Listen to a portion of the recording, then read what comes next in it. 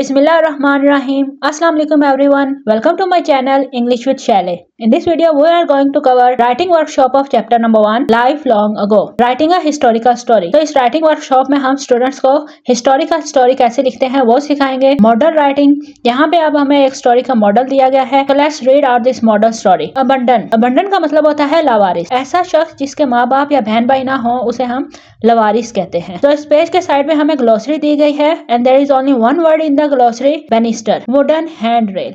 लकड़ी से बनी हुई hand rail. Mostly hand rail जो है वो स्टेयर्स के साथ यूज की जाती हैं, सीढ़ियों के साथ यूज की जाती है. और पहले जमाने में जो सीढ़ियां होती थी वो एक ओक दरख्त की लकड़ी से बनाई जाती थी. ये ओक का दरख्त है, इस दरख्त की लकड़ी से स्टेयर्स बनाई जाती थी और हैंड रेल बनाई जाती थी. तो जो वुडन हैंड रेल होती थी उसे हम बेनिस्टर कहते हैं. So let's start the reading. Albert frowned ineffectually. Frowned का मतलब होता है घूरना या झिझकना. इनेक्चुअली का मतलब होता है बेचैनी से. अल्बर्ट ने बेचैनी से घूरा या फिर हम ये भी कह सकते हैं कि अल्बर्ट बेचैनी से झिझका. His thin arms trembled.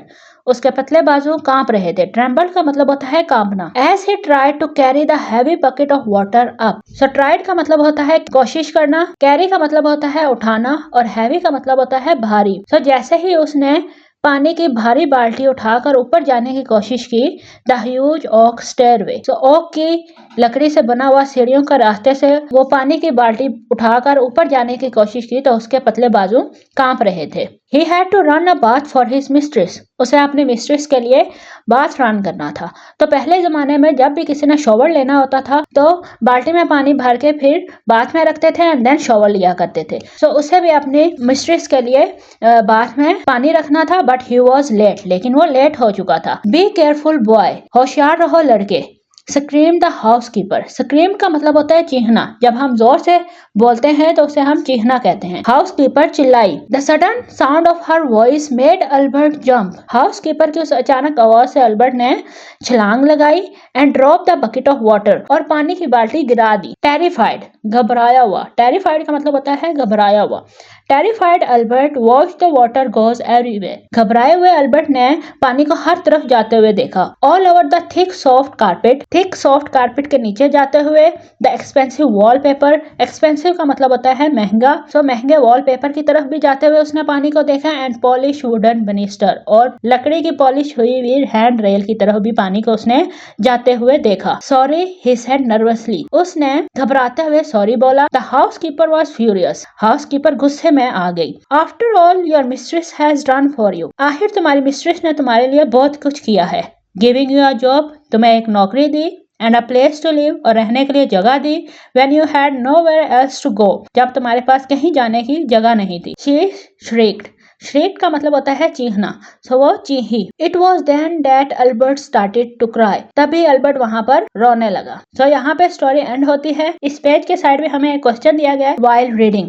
After reading the paragraphs What do you know about the Albert? Paragraph read करने के बाद आपको अल्बर्ट के बारे में क्या पता चला है? हमें अल्बर्ट के बारे में ये पता चला है कि वो एक लावारिस लड़का है जिसे मिस्ट्रेस ने काम पे रखा है और वो एक बहुत ही पतला और डरा सहमा सा लड़का है. Now move to the next page. Guide writing.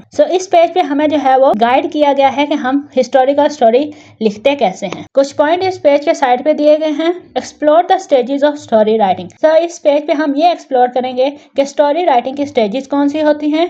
Recognise features of historical writing. Historical writing के फीचर्स को हम रिकॉग्नाइज करेंगे. Learn about characters and setting. और कैरेक्टर्स और सेटिंग क्या चीज है इसके बारे में हम पढ़ेंगे. So let's start. In a story the first 2 और 3 paragraph should introduce the character and the setting. जब भी हम कोई भी हिस्टोरिकल स्टोरी लिखना स्टार्ट करते हैं तो उसके पहले 2 या 3 पैराग्राफ जो हैं उसमें हम कैरेक्टर्स और सेटिंग को इंट्रोड्यूस करवाते हैं. Compare the start of abandon with the notes below. अब हम अबंडन को हम कंपेयर करेंगे और साथ देखेंगे कैरेक्टर और सेटिंग क्या होती है. कैरेक्टर्स. डिस्क्राइब और give clues about the character. Character हम किसे कहते हैं. किसी भी स्टोरी में जो कोई भी शख्स या कोई भी पर्सन जो कि रोल प्ले कर रहा होता है उसे हम कैरेक्टर कहते हैं. फॉर एग्जांपल अबंडेंट स्टोरी में जो हमारे पास कैरेक्टर है वो एक कैरेक्टर है अल्बर्ट. दूसरा कैरेक्टर हमें हाउसकीपर का दिखाया गया है. अब कैरेक्टर के बारे में हम क्या क्लूज देते हैं. हम बताते हैं व्हाट दे लुक लाइक. कि वो दिखते कैसे हैं. How they move. वो चलते कैसे हैं. And speak. और बोलते कैसे हैं.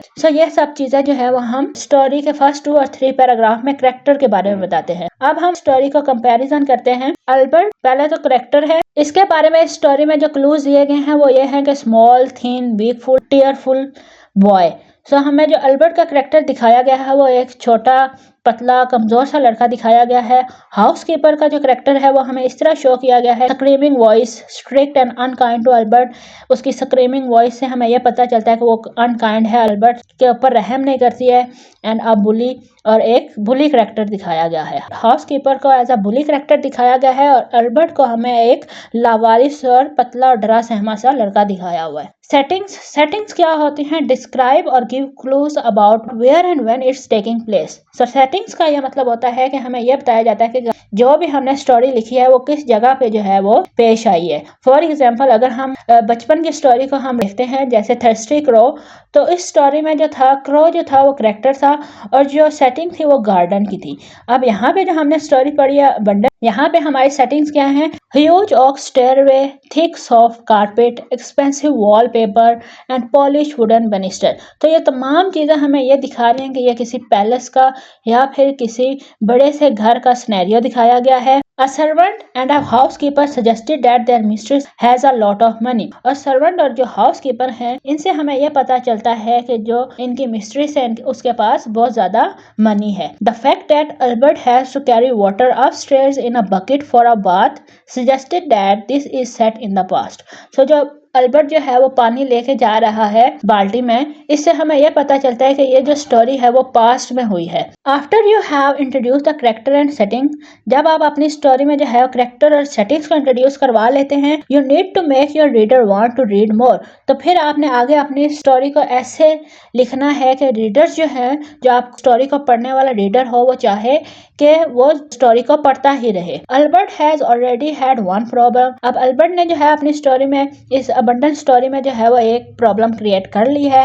He made the housekeeper very angry. उसने हाउसकीपर को एंग्री भी कर लिया है। When he drop the water को ड्रॉप करके उसने हाउसकीपर को एंग्री कर लिया है। Make your story exciting by creating more problems for Albert. अब आपने जो नेक्स्ट स्टोरी खुद लिखनी है, खुद क्रिएट करनी है, उसमें आपने अल्बर्ट के लिए और ज़्यादा प्रॉब्लम क्रिएट करनी है और स्टोरी को और ज़्यादा एक्साइटिंग बनाना है ताकि आपके जो रीडर्स हों वो स्टोरी को पढ़ें। Your readers will want to know what happens next, ताकि आपके जो रीडर्स हों जो आपकी स्टोरी पढ़ें वो ये सोचें कि अब आगे अल्बर्ट के साथ क्या होगा। And how Albert solve all his problem, और आपके रीडर्स ये जानना चाहें कि अल्बर्ट के साथ आगे क्या होगा या फिर वो अपनी प्रॉब्लम्स कैसे सॉल्व करेगा। Now move to the next page, writing a historical story. अब यहाँ पे अब आपने खुद स्टोरी क्रिएट करनी है। स्टूडेंट्स को कहना है कि नेक्स्ट जो ये स्टोरी यहाँ पे एंड हुई है, यहाँ पे अभी स्टोरी एंड नहीं हुई बल्कि आपने स्टोरी को कंटिन्यू करना है। अल्बर्ट की स्टोरी को कंटिन्यू करना है, प्रॉब्लम्स बिल्ड करनी है और स्टोरी को एक्साइटिंग बनाना है। यहाँ पे हमें गाइड किया गया है कि आपने क्या करना है। पेज के साइड पे जो है वो हमें कुछ पॉइंट्स दिए गए हैं। Sequence events in a story, जो स्टोरी में इवेंट्स हुए हैं उसके बाद जो आपने इवेंट्स क्रिएट करना है उनका प्रॉपर सीक्वेंस रखना है। यूज टॉपिक सेंटेंसेस, आपने टॉपिक सेंटेंसेस के साथ हर पैराग्राफ लिखना है। टॉपिक सेंटेंसेस ऐसे सेंटेंसेस होते हैं जब आप जो फर्स्ट लाइन होती है पैराग्राफ की वो एज अ टॉपिक सेंटेंस लिखते हैं, जो कि पूरे के पूरे पैराग्राफ में क्या डिस्कस किया जाएगा वो उसका मेन आइडिया, मेन थीम हमें दे देते हैं। शो करेक्टर्स फीलिंग, आपने करेक्टर्स की फीलिंग्स को भी शो करना है। Check and edit your writing, आपने अपनी राइटिंग को बार बार चेक भी करते रहना है और एडिट भी करते रहना है। Lastly, identify paragraph as a larger meaningful unit of expression representing unity of thought, और जो भी आपने पैराग्राफ लिखना है वो एक मीनिंगफुल यूनिट हो और उसमें जो है एक्सप्रेशन को आपने रिप्रेजेंट करना है। Now read this page, complete the story about Albert. अब आपने अल्बर्ट की स्टोरी को कंप्लीट करना है। Copy the table below and use it to write notes for 4 more paragraph, और आपने ये नीचे दिए गए नोट्स को यूज करते हुए 4 मोर पैराग्राफ लिखने हैं। The topic sentence is the sentence you need to give more detail about in each paragraph. जब भी आप किसी भी टॉपिक सेंटेंस को यूज करेंगे पैराग्राफ लिखने के लिए, तो आप टॉपिक सेंटेंस को यूज करने के बाद फिर आपने उस टॉपिक सेंटेंस के लिए पूरा पैराग्राफ जो है वो लिखना है। You can use ones here और you can use your own. यहाँ पे जो आपको टॉपिक सेंटेंस देंगे आप ये भी अपनी स्टोरी में यूज कर सकते हैं या फिर खुद भी कोई टॉपिक सेंटेंस क्रिएट कर सकते हैं। Problem 2, build up the excitement. So जो आपने फर्स्ट पैराग्राफ लिखना है उसमें आपने और ज्यादा एक्साइटमेंट क्रिएट करनी है, और फर्स्ट पैराग्राफ के लिए टॉपिक सेंटेंस यहाँ पे हमें दिया गया है that day everything was going wrong for Albert. So इस टॉपिक सेंटेंस को हमने यूज करके पैराग्राफ लिखना है. So here is the paragraph. That day everything was going wrong for Albert. As he stood there, tears streaming down his face, the housekeeper's words echoed in his mind. He felt overwhelmed by guilt and fear. The thought of disappointing his mistress filled him with dread. So यहाँ पे हमने first paragraph लिख लिया है जहाँ पे हमने Albert की फीलिंग्स को दिखाया है. प्रॉब्लम 3, बिल्ड द एक्साइटमेंट मोर. अब सेकंड पैराग्राफ में हमने और ज़्यादा एक्साइटमेंट क्रिएट करनी है. Thing just got worse and worse. अब हमने इस टॉपिक सेंटेंस को यूज करते हुए पैराग्राफ लिखना है. So here is the paragraph. Things just got worse and worse for Albert. When he tried to clean up the mess, he slipped on the wet carpet and fell down. The other servants came to see what happened, and they started to whisper about him. The housekeeper was very angry and yelled even more, making Albert feel really embarrassed.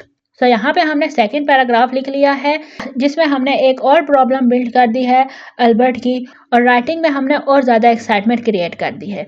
यहाँ पे अब जो हमारे readers हैं वो सोचेंगे कि अब आगे क्या होगा. Then third paragraph, the problem are sorted out. Third paragraph में हमने सारी प्रॉब्लम को सॉर्ट आउट कर देना है. टॉपिक सेंटेंस जो हमें दिया गया है वो यहाँ पे फाइनली एवरीथिंग वाज सॉर्टेड. सो इस टॉपिक सेंटेंस को यूज करते हुए हम अब थर्ड पैराग्राफ लिखेंगे. So here is the third paragraph. Finally everything was sorted. Just then his mistress walked in and saw what happened. Instead of being mad, she looked at Albert with kindness and asked the housekeeper to calm down and told everyone to help clean up the mess together. Albert felt a big sign of relief.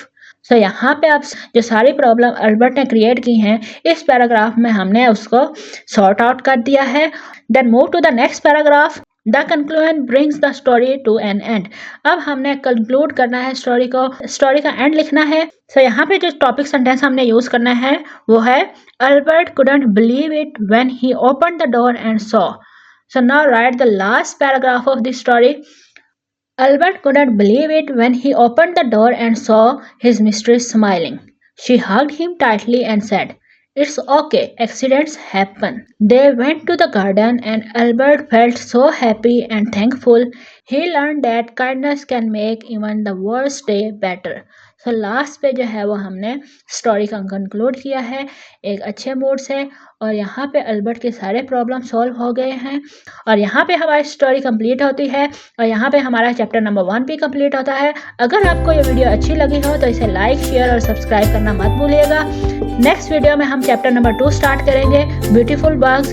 तब तक के लिए अल्लाह हाफिज़.